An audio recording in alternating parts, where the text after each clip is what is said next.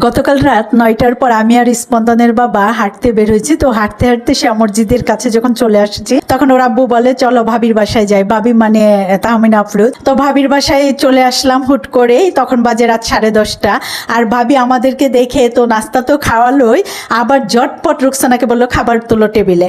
টেবিলে খাবার সাজালো আর ভাবি বলে যে দেখেন কি মজার মজার বাঙালি খাবার, চলে আসেন ডাইনিং টেবিলে। আর এই বাঙালি খাবারগুলি দেখে আমরা লোভ সামলাতে পারলাম না, বসে গেলাম খেতে। তখন রাত বাজে 11টার উপরে। খুব মজার মজার আইটেম ছিল, যেমন দেশি বাইলা মাছের ঝুরঝুরি, মানে ঝুরা বাইলা যেটা বলে। তারপর ছিল ভেন্ডি দিয়ে কচু চিংড়ি, ডিম ভর্তা, টক ডাল, চিচিঙ্গা ডিম দিয়ে ভাজি। আর সবচেয়ে মজা যেটা ছিল সেটা ছিল চাপা শুটকি এবং ছোট মাছের বড়া। চাপা শুটকির বড়া তো খুবই টেস্ট, আর এই প্রথম ছোট মাছের বড়া খেয়েছি যেটা খুবই খুবই মজা।